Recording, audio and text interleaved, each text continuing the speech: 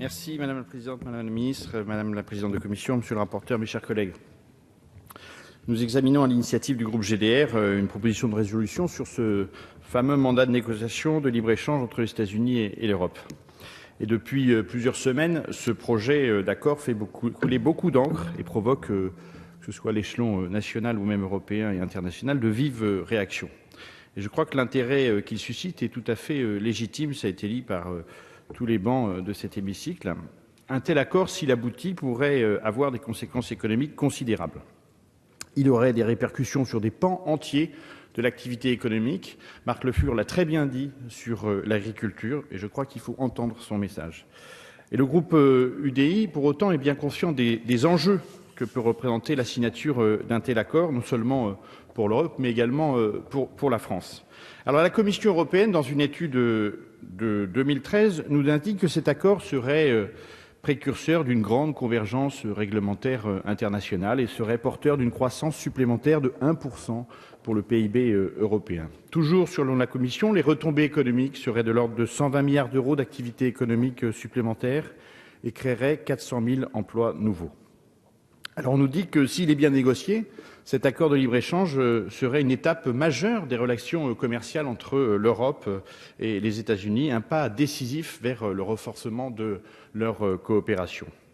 Néanmoins, je crois qu'il faut avoir beaucoup de prudence et, pour tout vous dire, Madame la Ministre, un peu d'inquiétude, parce que quand je vois la manière dont vous avez répondu à la représentation nationale il y a quelques jours, je suis assez inquiet sur le flou et sur le volontarisme qui est le vôtre à défendre les 4 lignes rouges qui sont défendues par la plupart des groupes dans cet hémicycle. Et donc nous devons être vigilants et ne pas ignorer la teneur de ce mandat qui, vous en conviendrez, est assez opaque à ce jour. L'issue de ce projet va dépendre étroitement des négociations qui ont commencé en juin 2013. C'est la raison pour laquelle la France et l'Union européenne doivent faire entendre leur voix pour défendre leurs intérêts. Dans le cadre de ces négociations, nous devons être intransigeants sur plusieurs points. Évidemment, ça a déjà été dit, l'arbitrage privé des litiges entre les États et les entreprises, tout d'abord, sur lequel je trouve, Madame la Ministre, que vous avez été assez floue dans votre réponse avant-hier. Selon le projet de directive de négociation, l'accord devrait viser à inclure un mécanisme entre guillemets efficace et moderne de règlement des différends entre les investisseurs et l'État, reposant sur des structures d'arbitrage. Nos amis américains veulent en fait qu'au terme de l'accord, une entreprise étrangère ait le droit de former un recours direct contre l'État sur le territoire duquel elle a investi pour manquement à ses obligations. Cette approche est tout à fait contraire, je le crois et je l'espère, à notre vision de la souveraineté des États. De ce fait, nous regrettons que la proposition de résolution adoptée en commission ne demande plus l'exclusion du mandat du recours à ce mécanisme de règlement des différends, mais se contente à se féliciter de la suspension provisoire de la négociation sur ce point. La réponse de la France sur ce point se doit être, Madame la Ministre, beaucoup plus ferme. Merci, chers collègues. Je m'inquiète toujours quand je suis d'accord avec vous, mais enfin bon. J'en viens maintenant à notre deuxième point, également mentionné dans la proposition de résolution. Cet accord de libre-échange ne doit pas remettre en cause la protection sanitaire et environnementale européenne. Depuis plusieurs décennies, et Marc Le Fur l'a très bien dit, l'Europe refuse l'importation de produits américains provenant d'animaux traités aux hormones de croissance. Elle impose en outre un régime d'autorisation préalable aux produits américains issus d'OGM. La France a par ailleurs veillé à préserver en Europe la vigilance sur les OGM, sur la décontamination chimique des viandes et l'interdiction des semences génétiquement modifiées. Il est en outre crucial que l'Europe préserve l'interdiction des antibiotiques non thérapeutiques dans l'alimentation animale, y compris à l'import. À l'heure où 60 ou 70% des aliments industriels américains contiennent des dérivés d'OGM, cet accord ne doit pas remettre en cause les barrières, je dis bien barrières, sanitaires et environnementales européennes. Ces barrières, Madame la Ministre, sont une force.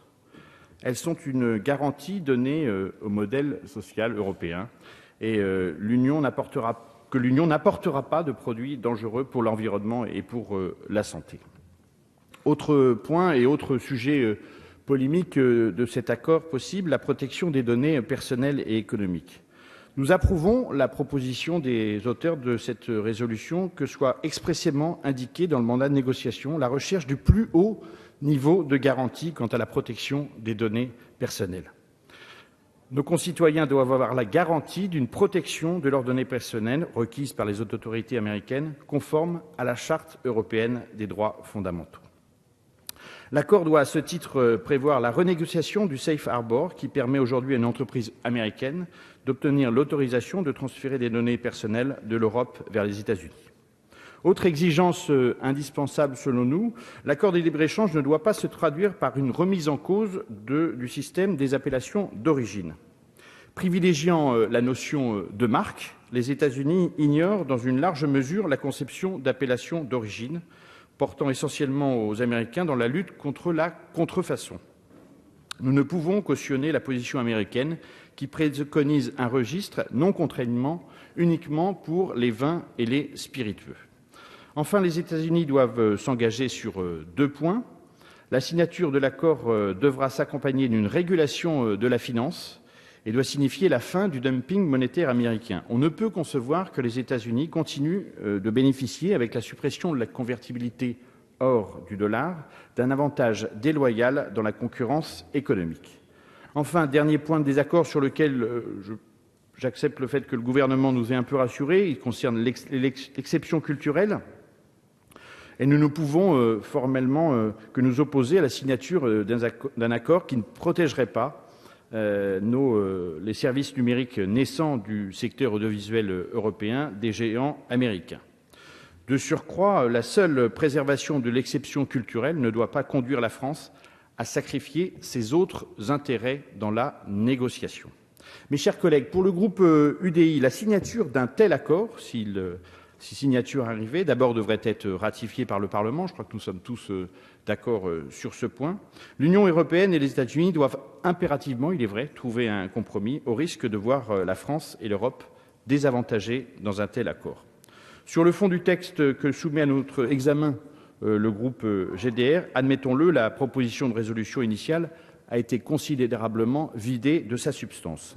Néanmoins, elle contient encore des dispositions essentielles que nous approuvons, l'appel à la vigilance de la Commission européenne, l'invitation au gouvernement à défendre les 4 lignes rouges indiquées préalablement et l'exigence, il est vrai, d'une plus grande transparence dans ces négociations. Pour ces raisons, le groupe UDI soutiendra cette proposition de résolution. Je vous remercie.